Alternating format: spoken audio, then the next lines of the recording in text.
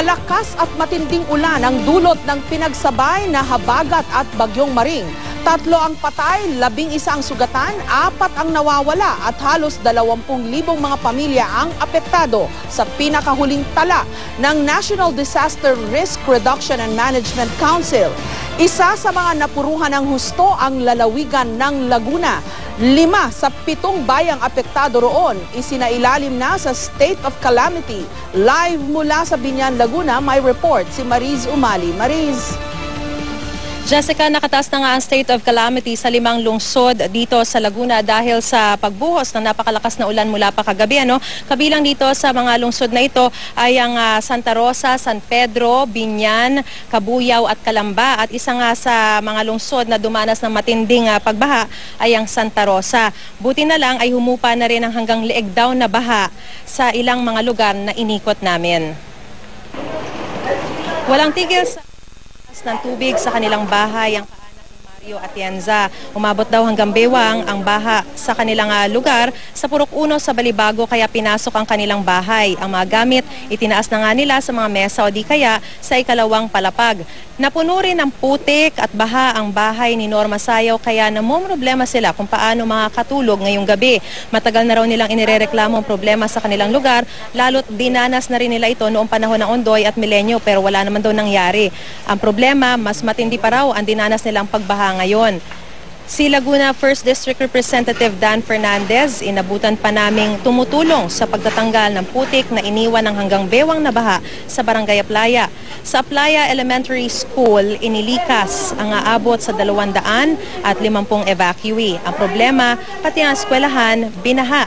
Buti na lang humupa na rin ito ng bahagya pero ang mga kwento ng pagdadalamhati ng mga evacuee tila matatagalan pa raw bago mawala. Marami pang araw ang naiwan sa mga bahay at hindi makapunta sa evacuation center dahil hindi na rin umano magkakasya. Sa pag-iikot namin, Jessica, sa ilang lugar sa Santa Rosa, bakas na bakas ang pinsalang idinulot ng malakas na buhos ng ulan. Ang mga palayan nasira, pati ang ilang gusali nawasak din. 2,379 na pamilya o aabot sa mahigit 10,000 katao sa 33 barangay ang apektado. Sa kabutihang palad, wala namang naiulat na casualty.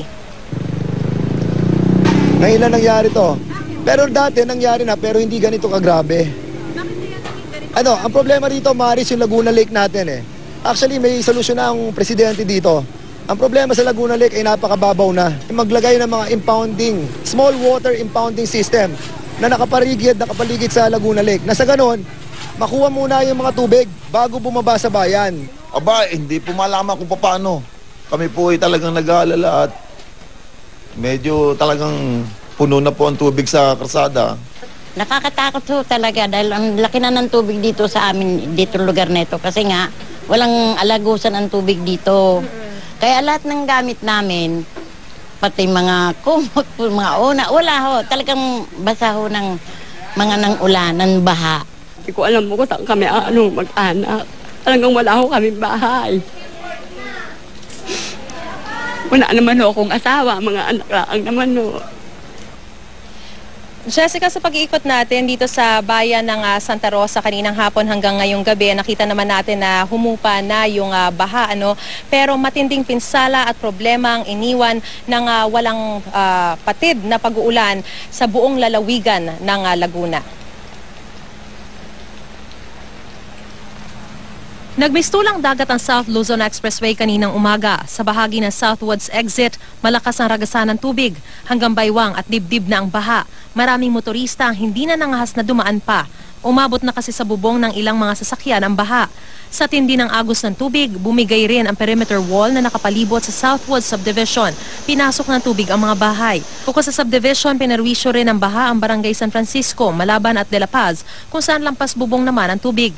Sa tala ng lokal na pamahalaan, naabot sa 10,000 pamilyang apektado ng baha sa buong Biñan pa lang. Dahil dito ay sinailalim sa state of calamity ang Biñan matapos malubog sa baha, ang 15 sa 24 na barangay ng lungsod. Ganito rin halos ang sitwasyon sa Cabuyao, Laguna. Kahit saan lumingon, puro tubig ang iyong makikita. Ang mga dumadaang sasakyan, sumuko na ang makina. Ang mga stranded na pilitang lumusong sa rumaragasang tubig. Kabilang ang isang buntis na tila hindi na inalintana ang peligron dala nito. Dahil po ba akong trabaho? Mother, sa kondisyon nyo, kaya nyo pa ba? Kakayanin po. Sa Santa Rosa naman, itinigil ang operasyon ng isang planta sa tabi ng highway dahil halos lampas tao na ang baha. Ang mga residente nanatili na lang sa mga bubungan ng kanilang bahay. Kahit mga dambuhalang truck, nahirapan dumaan. Naglagay na rin ng lubid sa gitna ng daan ang mga rescuer para makapitan ang mga nagsisilikas. Nanginginig pa ang iba ng madatnan namin. Ang 9 na buwang gulang na apo ni Marisa Mancinon hindi agad nadala sa ospital dahil sa baha. Kaya nang bahagyang bumaba ang tubig, agad niyang binitbit ang apo para masuri sa ospital. Oo, dapat kanina pang umaga, bumahaw bigla. Paliwanag ni Laguna Governor E.R. Ejercito, catch basin daw talaga ang ilang bayan sa Laguna. Talagang perwisyo po sa amin, nightmare sa amin yan. At pinaplano na po natin magawa sana ngayong taong ito o next year para matigil na yung pagbabaha ang Pacific Spillway. Ayon po sa pakikipag-usap natin dito sa LLDA kay Secretary Risa Costa, mahigit 1 taon pabuti niyan. Ayon sa ibang residente, halos taon-taon na raw nila itong nararanasan. Sa katunayan, mas malakas pa raw sa Bagyong Ondoy ang naranasan nilang ulan nitong mga nagdaang araw.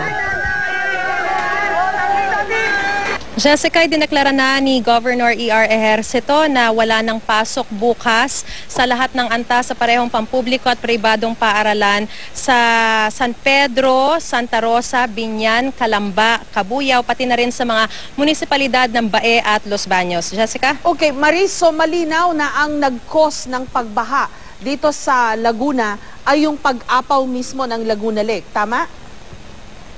Yes, Jessica, isa yan sa mga itinuturong dahilan kasi napakababaw ng araw nitong Laguna Lake at ang nakikita nga ng nilang kumbaga solusyon ay yung water impounding system. Pero ang problema rin, Jessica, bukod sa mababaw itong Laguna Lake, yung kumbaga yung tubig na nanggagaling sa Cavite ay dumadaloy din dun sa ilang mga ilog dito sa Laguna, kaya nagsisilbi itong catch basin. Jessica? Okay, ang problema lang na nakikita ko, mula 2009 pa, alam na natin itong ganitong sitwasyon, Marise, na konting ulan, lahat ng tubig sa mga ibang lugar sa Laguna Lake ang bagsak. So, aapaw yung parang palanggana yung Laguna Lake. Siyempre, pag umapaw, walang ibang pupuntahan kundi yung mga kabayanan sa paligid nito, no? Talagang baha. Kaso, 2009 pa yon, abay 2013 na, may solusyon bang nangyari? Talagang tinatanggap na lang ng mga taga-riyan na talagang ganyan ang buhay? Jessica, una sa lahat, ang sinasabi nila, bagamat naranasan na nila ito nung Bagyong Ondoy at pati na rin nung Bagyong Milenyo, hindi raw nila inakala na ganito magiging kalakas yung pagbuhos ng ulan. So isa yun sa mga problema na kumbaga ngayon lang daw ito nangyari, yung ganitong intensity kumbaga o yung ganitong volume ng ulan na bubuhos sa kanila. Pangalawa, tama, Jessica, perennial problem na yung problema sa Laguna Lake at matagal na nilang alam na mababaw na yan pero hanggang ngayon halos wala pa rin nangyayari. Yung dredging na patuloy na ginagawa dyan sa lugar na yan, actually nakakasama rin dahil nga yung, syempre kung patuloy yung paghuhukay ng lupa sa ilalim, lalambot naman yung mga lupa dun sa paligid na kinaroroonan din ng ilang mga residente roon. Kaya nga ang sinasabi nila, ang pwedeng solusyon dyan, yung small water impounding system. Ang problema, nasa opisina pa raw yan ng DPWH at ni Pangulong Noynoy Aquino at hanggang ngayon wala pa raw solusyon o wala pa raw kumbaga sagot dun sa panukalang ito ng lalawigan. Jessica? Okay, at ang isa pang matagal nang sinasabing solusyon, I understand, panahon pa ni Pangulong Marcos, sinabi na kailangan kasi yung Laguna Lake may drain. 'Di ba? Kasi walang lalabasan yung tubig wala, hindi na-overtake na ng revolution. Hanggang ngayon, wala pang in place na ganyang solusyon. I understand na nagkaroon sa previous administration ng proposal. At si Architect Palafox mismo, binabanggit yan Dapat kasi lagyan ng drain yung Laguna Lake. Pero hindi na na-implement from 2009 onwards dahil meron yatang hindi nakitang magandang issue ang bagong administrasyon dun sa proposal na yon, kaso wala namang ipinalit na programa. Yan ba rin ang binabanggit sa'yo dyan, Maris? As a matter of fact, Jessica, hindi nga nababanggit yung drain na sinasabi mo nung makausap natin si Congressman Dan Fernandez. Mas binabanggit niya na nakikita nilang solusyon yung small water impounding system dahil para rin itong kumbaga dam, maliit na dam na sasalo dun sa mga tubig na maaaring pumunta sa Laguna Lake at pati na rin dun sa mga ilog dito sa palibot ng Laguna para kumbaga drain na o kaya masasalo na yung tubig na manggagaling sa mas matataas pang lugar bago pa dumiretso dito sa Laguna. Okay. Jessica? I know na si Governor Ejercito may binabanggit tungkol dito yung Pacific Spill project na binabanggit niya. Tama-tama, mamaya makakausap natin siya live dito sa ating programa. Samantala, maraming salamat sa iyo at ingat kayo dyan sa Laguna, Mariz Umali.